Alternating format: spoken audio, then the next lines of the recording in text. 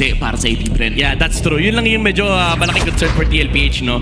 Na medyo, hindi naman one-dimensional yung lineup nila, pero technically final strat pa rin to. What makes it not one-dimensional is ang dami nilang pwede panggalingan. Yung level of executions ng kanilang lineup ay kung saan-saan pwede manggaling. Oo, at ngayon napapasok na tayo sa Land of Dawn. Ang pinaglalaban na lang ng Team Liquid Philippines dito ay matapos ang season na ito in a good note. The same could be said para dito sa AP Bren, sending a message to the community na hindi sila lalabas ng regular season without a fight. Welcome to game number 1 at nagkakasakitan na kaagad dito sa ating mid lane. Oo, ang aga nito and ito naman i-expect natin. May mga pag-delay pa nga na ginagawa si Sanji kasi na-expect niya na ma-spam niya pa yung kanyang dispersion and rotation. By the way, debut pick pala, no? Para kay Carl TC sa isang Akai. Oo, hindi na natin nakita ito no, pong regular season sa pinakahuli lang. And I feel like ito rin yung mga napapractice naman sa scrim na hindi lang na-a-apply dito ngayon sa MPL Philippines dahil hindi pa nasa oras. Nakuha din kasi yun nakuha yung friend rin. Knowing na nakatanggal yung Zushin, medyo tempting talaga mag-utility jungler. And usually, ito naman yung nakapares talaga with an Arlot kapag wala kang friend rin kasi you still give a lot of vengeance stacks, especially under the heavy spin. Oo, tsaka nakakatuwa din na makita no, na meron palang ganitong tinatago si Carl TZ matapos natin makitang napakagaling mag-Lancelot, Yisun Shin, yung mga micro-intensive na mga heroes. No? Itong mga masasabi natin na more of a team player pickup na katulad na lang ng Akai. Si Sanford talaga yung kahit sa loob ng dugo ng mga players ng AP Bren. At ngayon, kaharap nila yung na mismong nagpakita ng legasiya na yun. Carl TZ in front of them. Team Liquid Philippines. Wala pa naman nakakalabang. 2 minuto pa lang naman kasi hindi pa nga nag-start yung turtle fight. Medyo kinakalmahan na muna. Sanford level 4 na rin naman siya. Si Xnova ay 3 pero oy, nakita nila si Sanji nabubuga doon pero trap lang ata. Yan ay heavy spin. James Wang naging target. Ababa na nabuhay niya. Tuloy-tuloy! Only dash ladies and gentlemen para kay Sanford. Pero doon magbawi mula dito kay Aqua. Dalawang na dapat tumba at siya pa ang nakakuha ng pagong at naliparan pa si JP. Hahabol pa rin sila. From Aqua! At nakadalawa na kagad si Dad. At grabe yung naging palitan din. Nakabawi din naman si Sanji doon sa naging process. Pero si JP, hinahabol pa nila. Grabe naman yun. Yun na ata yung pinakagalit na parsa na nakita ko. Sinong gumagawa ng 2 minutes in? Ganong klaseng play mula kay Aqua at may away pa sa taas si Sanji. Oh my goodness! Nakapatay at namaalat din ito si Lord JM. Aqua, nandito na rin yung kanyang reinforcement. Inabutan ni Xnova, pabalik ulit si Sanford, pero napakahapde. Oh my goodness! And Sanford with the outplay. Hindi in-expect niya ako na mababawian pa siya. Grabe pala. Kaya nga, pindutan malala para kaya magpa-analyze. Ito ginagawa niya rin Lancelot. Inspired ako kay Trimar. Pero maganda yung naging sequence for AP Bren. Super aggressive movements. Even though na-punish si James Fox, tumabi siya sa pader. Magandang heavy spin catch mula kay Carl TZ. Si Sanford with the countless vengeance na naipulot niya dito kay James Fox. Tumambay Fred rin. Pero yung Farsa, men. Ito ba yung hindi natin pinag-uusapan? Yung aggressive na Farsa. Not just the labo kasi pwede kang gumawa ng ganitong plays. Yung wings by wings na naghahabol sa mga kalaban mo and then yung feather airstrike, kahit delikado yung pwesto, may guiding wind kasi. Grabe, AP Bren. Going in for the early fights. Kaya naman lamang na sila ng 400 lamang. Team Liquid Philippines, naghihintay pa rin sila ng item dito para kay Oheb. At katulad na lang, nung sinabi nyo kanina, no, medyo funnel stat din kasi ang Team Liquid Philippines. Kailangan talagang antayin yung power spike dito ng kanilang 1-1. Yeah.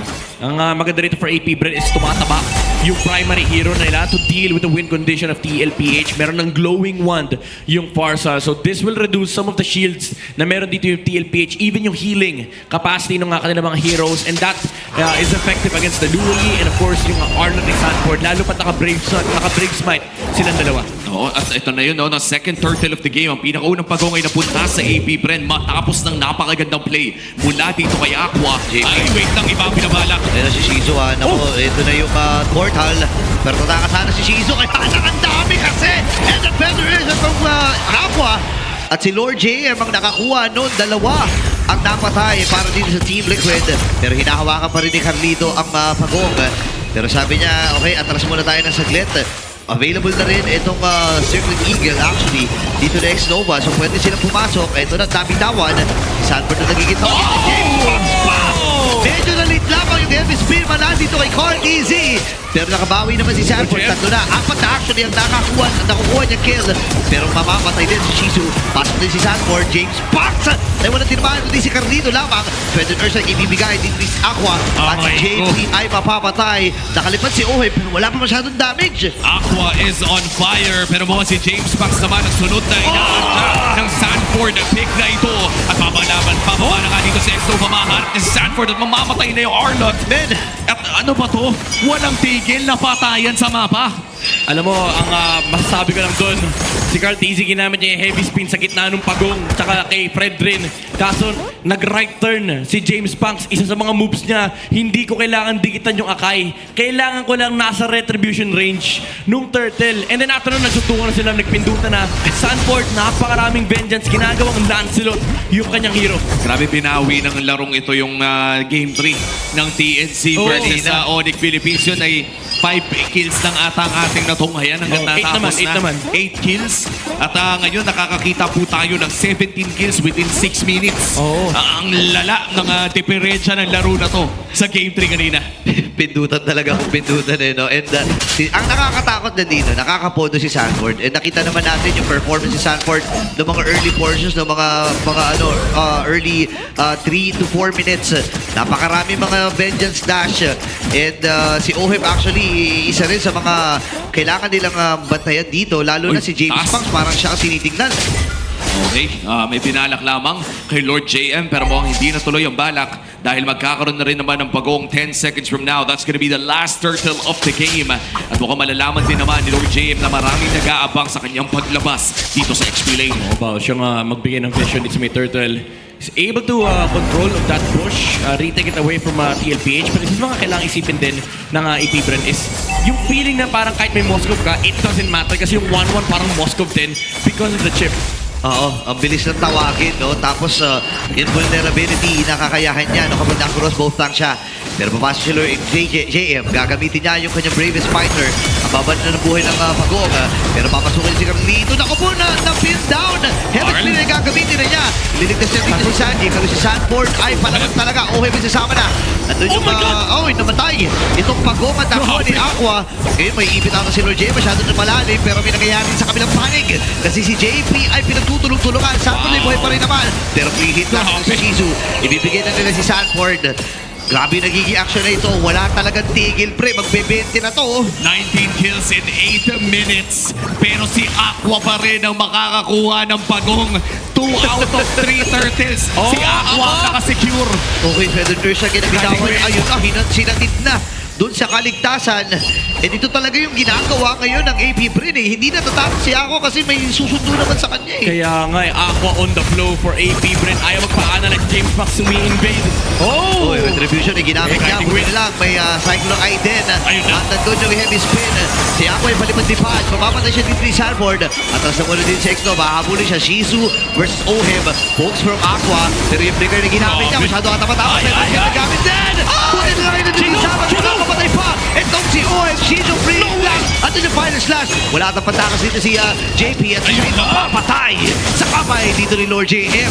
Di pa tapos ang bakbakan kasi si Sanford ay nakikipagsabayan din ng hampasan dito kay Lord JM. At si Sanji at si X-Nova ay nagkakakitaan lang. Ito na, round number 2. Actually, kahit huwag na natin pansinin niya, wala naman magkakamatayan dyan eh. Round 10 na nga ata automatic. Grabe, 23 kills na tayo. Shizu, SOD, sa gitna ng tatlo na buhay pa because of the extra shields na binigay ni X-Nova. And ito yung recovery na gusto ni Shizu out of the abysmal early game na nasimulan dito for AP Bren, especially for their gold laner. From 0-2 now to 2-2 and 4 and halos pantay na sila ng gold ni Oheb. Yun talaga yung hinihiling nila, no? Yung makasabay na sa gold ang kanilang gold laner. And looking at the itemization coming in from James Pax ay nakakuha na rin sa kanya ng Blade Armor. Here comes another Feathered Airstrike.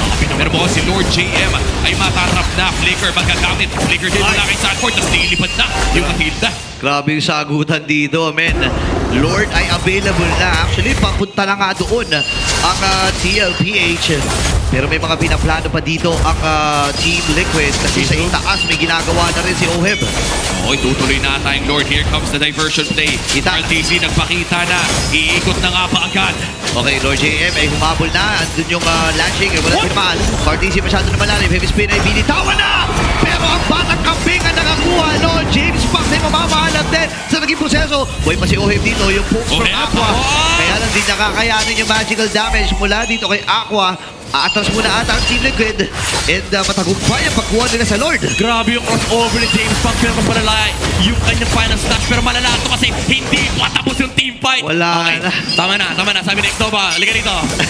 Pinahigil lang. Ayaw talaga. nila. Ayaw talaga. Wala magpapaawat sa pamilyang to, men. Team Liquid Philippines, nakuha nila yung Lord. Hindi na kanila, wala na kasi silang pakialam sa mga flow play. Basta banatan na ng banatan eh. Pre, basta may cool, basta nag-off cooldown, pindot. Oh. Di pwedeng walang pipindutin pare. Mukhang lilipad na patungong saan? Ha? Paano nangyari yun? Paano niya na-cancel yun? Wait lang. Hindi ko alam Pwede pala i-cancel yun? Hindi ko maintindihan. Hindi ko rin Pero maintindihan, ayan. pero suntukan na ulit. Ito na, naiintindihan ni Lord JM na kaya niyang saluhin ang damage from TLPH. Si Carlito, pero balikan natin yung paano ba nangyari yun? Nani? Hindi ko rin alam pare kung kasi that was diversion na nakas na. Nakatayo sila sa ibabaw. Oh, ayun, wala siyang ulti. Wala ulti si Sanji. Alam niyo na chat ha? Alam niyo na. Chat, oo, Yung mga TikTok creator dyan, Bending, Fuego, Nasa inyo na ang bola. Sa inyong bola. Oh, inangat na. Aamin na ako, hindi pa ako nakakapagluwi ulit. Ngayon ko na lang ulit nakita yan, pare Koy. Pero ito na nga, lumalaki na ang gold din ng Team Liquid Philippines. Hindi man nila nagamit ang Lord na iyon ay nakaitulak naman sila sa iba't ibang parte ng lanes around AP Bren. Naghahanap na sila ng susunod nilang malaking play. Looking at the Infinix in-game equipment, lamang pa rin naman ang 1,000 si Oheb against Jizo. May spot ba na lalandingan yung TP o dun niya lang talaga tinipi? Hindi ko alam eh. Baka doon niya tinipi. Hindi ko alam kung napindot eh. Alam mo kasi kung panakot yun, pwede. Oo, kasi wala kang Kasi- ideya kung saan lalapag. Kita mo na nagtitipi. Pero hindi mo alam saan lalapag. That's true. Baka Pang ilang doon nga. lang. Oo, yun nga. May ata ganung nangyari. moves. Aba, may- Panay ko. Teka, babalik. Sige, usap lang kayo. Sige, balikan mo na muna yung replay natin, Boss Nightmid. Sa ngayon, no, nagpo-push pa rin dito sila Oheb. At medyo tumatahimik na ang land of doon. Oh. Ang non-stop bakbakan kanina, medyo nakakahinga naman na ang AP Bren and Team Liquid. Naghahanap lamang sila ng susunod pa na biktima. Mukhang si Carl ang kanilang nahanap pero masyadong makunat. Kaya naman mapapalipad na yung X-Nova, si James Max. Ito yung dispersion rotation folks na humahap-dihap din na rin mula dito kay Sanji. Final slash. Napunta si James. Ang retribution, ginamit na rin dito ni Sanford. Circling Eagle as well. Ay, ang baba na ng buhay Aqua? ni Sanford. Pero penetration mula kay Aqua. JP nag-aabang din ng oportunidad. Pero kailangan na mag-recall ni James Fox para mag-replenish ng kaunti doon sa kanyang buhay. Dami nangyayari. Okay, confirmed. Same spot niyang nilagay. Ah! Yung TP. May ganun. Men, yung nerf, ginawang pang-outplay. Oo. Outplay the rest talaga, sabi ni Chef is cooking, men. Ibang klase niluto niya doon. Pwede na palang gamitin yung diversion para lang manakot. Pero doon din lang kung saan mo ibabato. At dahil dyan, no, mukhang mapapaisip na naman ng AP Bren. Oh, ano kayang, yun ang maganda magkaroon ng mic check, pre. Ano kayang reaction ni Sanji parang, pre, tiwala ka sa akin, mababalo itong mga to. Sabay ang comms pala, no? Ay, napindot. Well, sa totoo lang hindi naman nakakapanghinayang para kay Sanji yun kasi meron din naman silang portal may mga flying clouds pa. So, ang dami mo talagang kits na pwede gamitin. Feathered Earthstrike, inabitawan dito ni Aqua. May available na Lord. Alam nila na medyo kulang yung kit dito ng AP Bren at pwede sila mag-force. Grabe si JP, anti-Moscow play.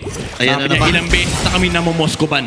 Tsaka si Oheb dito lagi pumapwesto eh. Saka imagine mo, men, kapag nag-boost check yung Moscow dyan, tapos nauntog niya, plus the portal, automatic kasi may kill yun, tapos makakaalis din at makakauwi.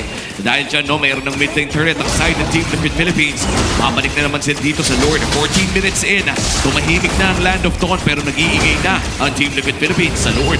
JP, doon pa rin sa may, sa may bush. Medyo malamok dyan, sir. Galaw-galaw ka, baka ma-AFK ka Oh, rin. baka magpakita yung indicator. Oo, maggalaw-galaw ka dyan. Okay, Lord, Your teammates need you. Your teammates need you. Sasabihan ka na ng MLB. Alam mo yung napipikon ako, kunwari, ano na ako, 06 na ako, 07 ako. Oo. Tapos Learn to dodge. Learn to dodge. Pare, explainer ako. Ano ba akong mamatay para sa mga kakampi ko? Anong learn to dodge? Anong learn to dodge? Dapat ang binibigay sa'yo, great tanking! Pero ito na po ang Lord ay sisimulan na si James Banks. Nandyan din naman si Sanji. Nagkakitaan na mga jungler natin, pare. Oy, tibig! Ayan na, nag-TV na ka. At si X-Nova ay natunaw kagad sa kamay ng Batang Kambing. Ngayon ay magsabayan din si Lord Jem. Boy pa rin si Carlito. Ang sakit na ng damage. May diversion din. Nabibitawan din si Sanji. At Sanji nadala dun sa may bandang itaas. Shizu. Tumama rin yung SOD niya. Pero mapapatay na siya dito ni Sanford. Ready pa rin ang TLP sa kanilang Stampede. At si Sanji dito ay binabarikadahan itong si Lord JM. Ako ay nag-aabang. KB ay tinamaan ng poke. Pero hahabol na rin doon sa may gilid na parte itong si Sanford. Masakit na yung flicker. Nagamit niya. Final slash. At tumama rin yung Landshaker. Pero hindi sapat yung damage niya. At yung sustainability para mabuhay doon. Parang ang bastos doon para kay Lord JM, no? Nakikipagsuntukan ka sa dalawa, bigla kang iniwan. Nagtawag ng kuya. Hindi nagtawag ng kuya, pre. Literal na sumakay ng portal. Wala silang paki sa'yo. Ano pa yun? Tapos ang mga malala nun, si Sanji nagpaiwan. Sabi niya, pre, sige, doon muna kayo. I-rep ko to. Diba? Oh my God, and here we go. Another Lord 5 Team Liquid Philippines ang nakakalamang. Palaban na sobrang palaban talaga dito ni Sanford, men. Ibibigay na ng AP Bren at yun yata ang kanilang desisyon. No way. Nagbaka sakali lamang siya sa huling bagsak ng Feathered. And si Carlito pa rin nakakuha. Oh, and that's the second Lord of the game na secure ng Team Liquid Philippines. At dahil dyan, no, selyado na ang kanilang lead against AP Bren. Almost a 5,000 gold lead. At pwede nilang alagaan ang Lord na ito at gamitin patungo doon sa mga inhibitor turrets na inaasam nila. Alam mo, masasabi ko lang, nakuha pa ni Ako yun. Baka gusto mo mag-retry next game. Diba? Jungler ka na rin. Nakadalawang pagong ka na eh. Oo, yung pag-Lord, pag nakuha mo pa, hahaba bangs mo niyan. Oy. Mahaba na nga eh. Well, sa totoo lang, no, nami-miss ko na rin yung mga nag-gusion mid. Medyo malapit naman yon sa pagiging jungler mid laner. Pero ito na rin, malapit-lapit na. Ang Lord sa may bandang itaas, makakadepensa naman ata ang AP Bren dito. Sapat ang kanilang wave clear. Maliban na lang kung biglain sila ng Team Liquid Philippines with the diversion play. Kung sila ay ibinitawan na rin at mapapalayo ang ilan sa mga miyembro ng AP. Kasama na si Oheb. Kumbay ang pagpasag. May diversion ata. Dadalhin ata sa labas yung diversion play dito. Pero sa may bandang ibaba nila binitawan. Alam niya ako, Federation ay naikasa. Pero si Lord JM ay pumasok na. Naku po, pinagkakaratag dito ang itong si Sanji at napatay ata. Ayun na nga, tagumpay para sa AP Bren. Pero si Kadina na ako ng skin at mamamatay din. Itong si Oheb. Ito na ata ang pagbawi ng AP Bren. Buhay pa rin si Shizu. Grabe mga sisipan niya. At nadala pa sa kaligtasan. Next Nova. At itutuloy nila ang laban na ito. Nagla-lifesteal na. Makakalipad pa. Pero sa gitna ni JP at Sanford, itutuloy pa nila. Puno yung buhay niya. Sisipat din ito si Sanford. Nandun yung kanyang final slash. And narapdi na rin ang damage. Mapapatay ba dito si Shizu? Yes sir! Mula kay Sanford. And si Ako ay nakabawi din. Lipad-lipad. May si Sanford ang kanyang tamarget din. Pero grabe yung sustained power. Wala nang kamatayan. Sige na. Wala nang mapapatay sa pagpingan ito. At doon naman yung final slash. And James Pax ay narito din. Binitawan na rin yung portal. Nagtatawag na ng mga kasama ang TLPH. Nakakuha pa sila finally ng kill.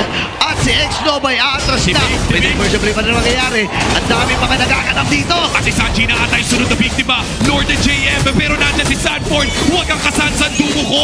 Yan ang kanyang sigaw. At mukhang sa finally ay titigla sila. Hindi! Si Lord JM ay niratatatata sa langit ni Oheb. Walang titigil sa TLPH.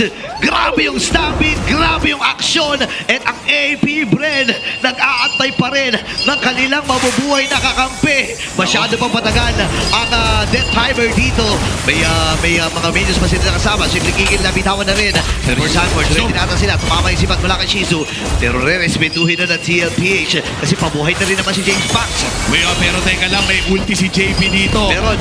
Maya-maya lamang ay kapag nag-regen na ang kanyang mga kampi, pwede pang ituloy. But with this upcoming Lord, feeling ko naman, Midnight, Huwag pwede mo na. akong papa-analyze. Ang daming nangyari. Ang sasabihin ko na lang, kapag meron kang chef, may kakain, and si Apex Predator, kinain niya lahat ng oportunidad. Ilang vengeance stacks yung kinain niya, men. And even though AP Bren, it looked like they were the ones making the outplay, Sanford finds the Moskov under the defense mula dito kay X-Nova.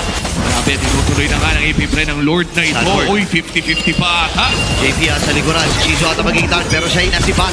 Nagamit na rin niya kanyang portal pero bibigyan natin si James Pack. Pwede na siya malapit kay Auka. Masakit na rin yung damage. Pero sa may gitna pagi! May ginagawang delikadong sitwasyon dito si Sanji at si OM. Pero may habulang nagaganap. Si Aqua magiging target na sumama yung SOD.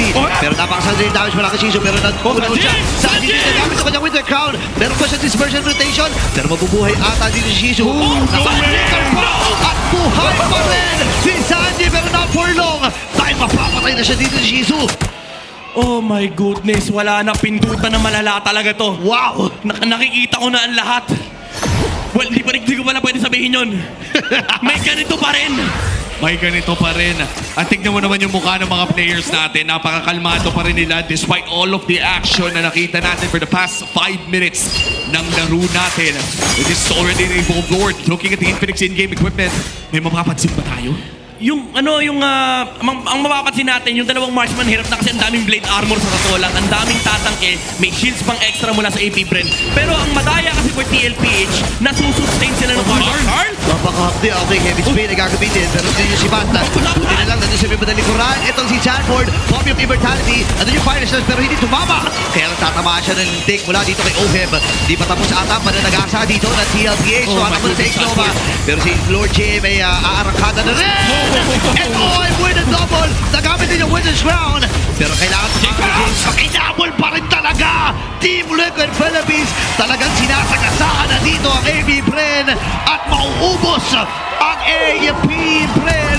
Team Liquid Philippines ay dire-diretso na ang pag-arangkada at ang snapping nila ang magtatagumpay para sa game number 1 na ito. Binitawan na rin lahat ng mga skills at naglaro na lang doon sa base ng AP. Wow! Napakataas na kill count.